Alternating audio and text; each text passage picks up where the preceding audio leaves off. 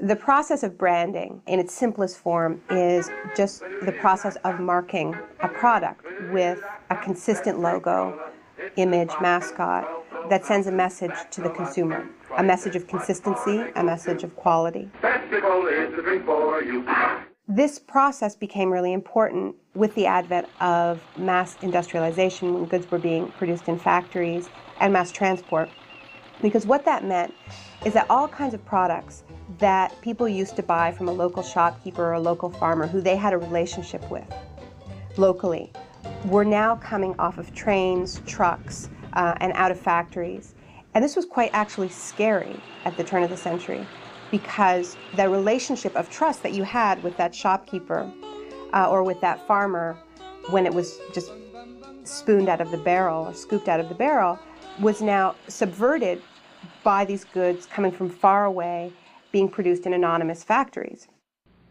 So the original brands were comforting logos that were often people, like Quaker Oats or Aunt Jemima, that were essentially surrogate relationships. It was like, okay, you're not buying it from the local shopkeeper, you're not buying it from the local farmer, but here is this image that you can relate to. You can form a personal relationship, albeit a fake personal relationship with this mascot, with this figure.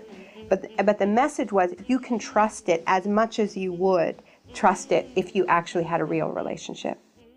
How did we get from this fairly simple role of the brand of the Aunt Jemima, the Quaker Oats, to these brand tribes that we have now, where we almost follow brands like we would follow rock stars? We organize ourselves into brand tribes. We are a Nike type of person or a Tommy Hilfiger type of person. How did that happen?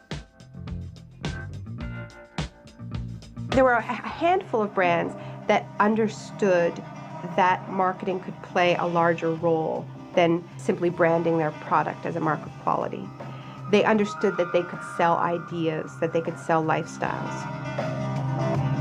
Coca-Cola, Disney, McDonald's, these core American brands became powerful precisely because they understood that they were selling ideas instead of products, that they were selling an idea about family. Coca-Cola was selling the youth lifestyle. In the 60s, they started selling peace and love. They were selling something way more profound than their fairly generic product, which was this black fizzy liquid. Walt Disney understood that he was selling the American dream. He was selling a nostalgic vision of the small-time American town that people felt sad about. They felt that it had disappeared.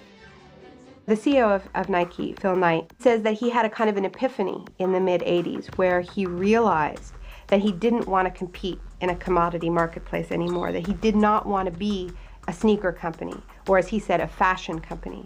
He wanted to be a sports company.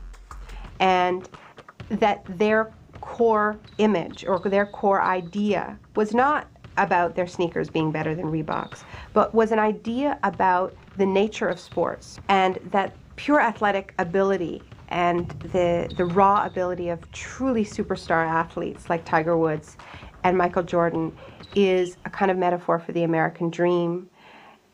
And so he decided to sell that idea. When you have a culture where ideas are not treated as being connected to belief or action, but are just commodity and just to be used and attached, oh, diversity, let's use that to sell Benetton sweaters. Community, let's use that for Starbucks. The ideas themselves are devalued. The best example is Virgin. What's significant about Virgin is that they are so clearly not selling a product. They are selling an idea. And the idea that they're selling is the Virgin type person. The Virgin type person kind of bucks authority, sees themselves very much as an individual. They're in their late 20s, early 30s. They see themselves as a nonconformist. Richard Branson, the CEO of Virgin, understood the power of that idea. What he understood is how many people see themselves as rebels. And he found a way to mass produce the desire for individuality. It's quite a feat. So our most powerful ideas are now treated as brand content. The environmental movement is the body shop's identity. Apple has used revolutionary icons like Martin Luther King and Gandhi after their deaths, long after their deaths, as pitchmen for Apple, because allegedly the Apple brand stands for doing things differently, and these men did things differently. Because the people who are crazy enough to think they can change the world are the ones who do.